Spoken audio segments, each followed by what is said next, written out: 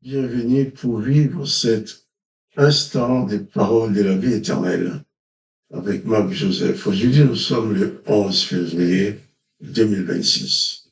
Et bien sûr, je suis de retour pour te rappeler que ce jour du 11 février 2025 est pour toi un jour de grâce du fait que tu détiens dans ta vie la présence de Jésus-Christ. La présence de Jésus-Christ, c'est la présence de la grâce. La présence de la paix, c'est la présence de l'amour, c'est la présence du pardon, c'est la présence de la bénédiction. Et la présence de Jésus-Christ dans une vie également, c'est l'absence de toute forme de condamnation. Comme l'a dit l'apôtre Paul dans Romains chapitre 8, sa lettre aux Romains au chapitre 8, il dit « Il n'y a donc maintenant aucune condamnation pour ceux qui sont en Jésus-Christ. » Si tu es en Jésus-Christ, il n'existe aucune condamnation pour toi, il n'existe aucune malédiction pour toi, et chaque jour est pour toi un jour de grâce, un jour de paix, un jour de bénédiction, un jour de grâce, un jour de paix. Pas parce qu'il n'y a pas de problème chez toi, pas parce qu'il n'y a pas de problème dans ton milieu, pas parce que tu es un homme ou une femme sans problème. Non, c'est parce que même si tu vis sur cette terre qui a été maudite par l'Éternel des armées, qui produit forcément des problèmes à cause de cette malédiction, mais tu as la présence de Jésus-Christ qui dit qu'il est ton berger. Il veut prendre soin de toi, il s'occupe de toi.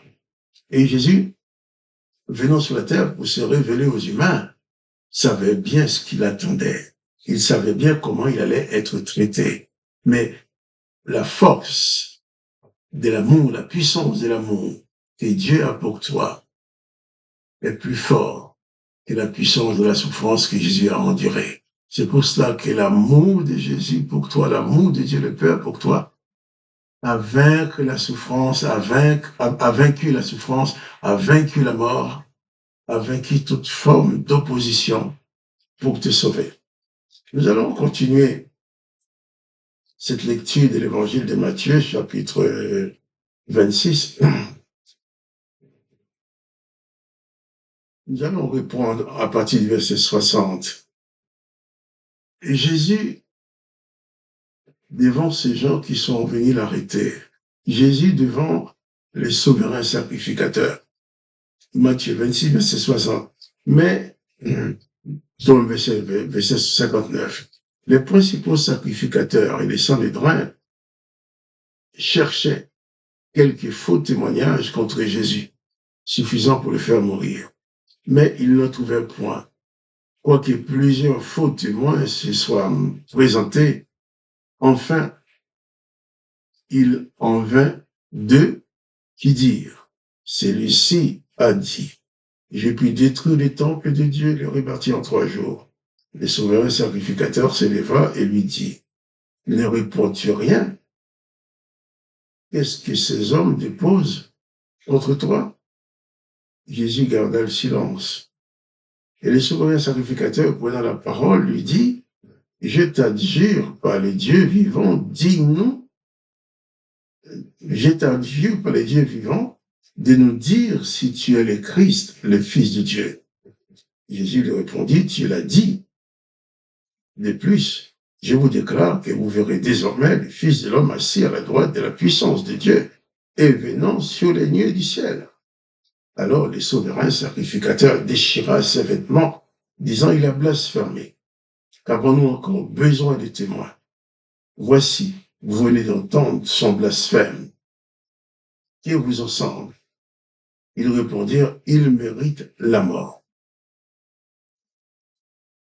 Donc, les souverains sacrificateurs ont poussé ses collègues à prononcer la condamnation à mort sur Jésus-Christ. Et qu'est-ce qui s'est passé ensuite, au verset 67?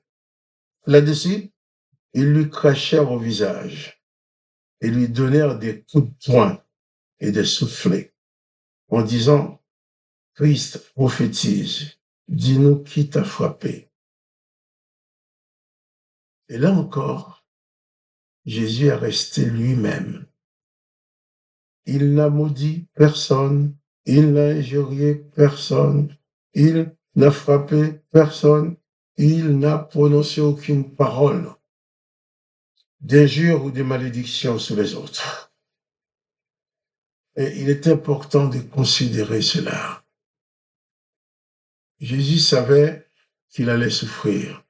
Il savait qu'on n'allait pas lui faire des cadeaux. Mais il est venu quand même parce qu'il voulait te sauver. Comme Jésus, nous avons lu qu'il a dit au début de ce chapitre 26, Jésus dit, bien, à Pierre qui a coupé une oreille, il a dit à Pierre, écoute, rentre ton épée dans son fourreau, là, je n'ai pas besoin que tu me défendes. Si je voulais, je pourrais demander à mon Père qui enverrait 12 légions d'anges pour me protéger, mais j'ai pas besoin. Je dois accomplir ma mission. Donc Jésus savait bien ce qui lui attendait. Mais les gens, au lieu de reconnaître que Jésus est venu apporter dans le monde quelque chose qui n'existait pas, eh bien, poussés par les religieux de l'époque, ils lui crachaient au visage, lui donnant des coups de poing et des soufflets, en disant, Christ, prophétise, dis-nous qui t'a frappé, maltraité, méprisé, avec les crachats des humains sur son visage, les coups de poing, les soufflets, toute forme d'humiliation. Jésus-Christ les a subis. Pourquoi? Pourquoi accepter tout ça? Parce que tout simplement, il voulait accomplir parfaitement son œuvre de salut pour toi et pour moi. Jésus-Christ n'était pas un criminel. La preuve, on ne trouvait rien à lui reprocher. Mais toi et moi, si nous cherchons, même si nous ne sommes pas des criminels, nous allons reconnaître que nous avons commis quand même pas mal d'erreurs dans la vie. Jésus vient pour nous libérer de cela. Et de toutes les façons, si même on n'avait pas commis de péché, on était déjà condamné, on est né condamné. Depuis le jour de ta naissance, tu es tombé dans la marmite de la condamnation, là où l'Éternel a dit, tu mourras, tu es condamné à mort. Il a dit, j'exterminerai l'homme que j'ai créé. Tu es condamné à être exterminé, mais tu n'avais pas encore péché, hein, tu viens de naître. Il a dit aussi, empêchons-les de vivre éternellement. Là aussi, tu n'avais rien fait pour être exclu de la vie éternelle. Mais tu es tombé dans la marmite de la condamnation que l'Éternel a laissée sur la terre pour tous les hommes. Mais Jésus-Christ vient te dire qu'il est possible pour toi d'être libéré de toutes ces condamnations, d'être libéré de cette condamnation à l'exclusion de la vie éternelle, d'être libéré de cette condamnation à mourir. Là, Jésus dit, même si tu meurs physiquement, si tu crois en lui, tu vivras éternellement. Or, l'Éternel les jamais avait dit, empêchons-les de vivre éternellement. Voilà. Il y a toutes ces raisons accumulées qui ont poussé les sacrificateurs, les religieux à tuer Jésus, parce que Jésus allait à l'encontre des choses établies par l'Éternel des armées. Mais Jésus savait. Il savait bien ce qui lui attendait. Il est venu. Il savait bien ce qu'il faisait. Il est venu. Pourquoi? Parce que toi, il faut que tu sois sauvé. Jésus-Christ veut que tu parviennes toi-même à la vie éternelle et que tu ne sois pas condamné. Réalise que Jésus-Christ a souffert toutes ces choses,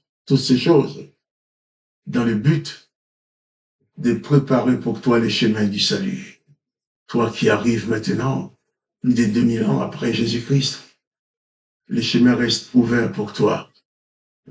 Tu peux accéder à la vie éternelle en croyant en Jésus-Christ, en plaçant ta foi en lui.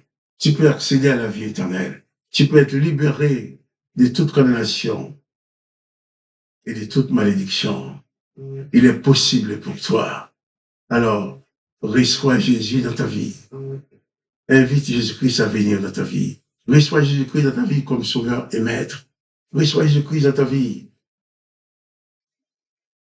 En sorte que sa grâce puisse te libérer de tes péchés et te libérer aussi de toutes les condamnations qui sont naturellement sur ta vie.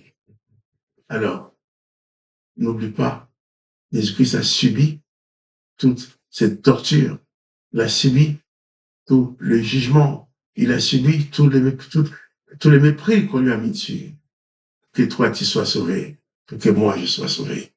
Alors, laisse Jésus-Christ entrer dans ta vie et tu connaîtras la paix d'être libre de toute condamnation, la paix d'être libre de tout sentiment de vengeance, la paix de savoir que tu es en mesure de pardonner à tous ceux qui te font du mal. Que le nom de Jésus-Christ soit béni, que toi aussi tu sois béni. Quant à moi, Marc Joseph, je te dis à demain pour les paroles de la vie éternelle.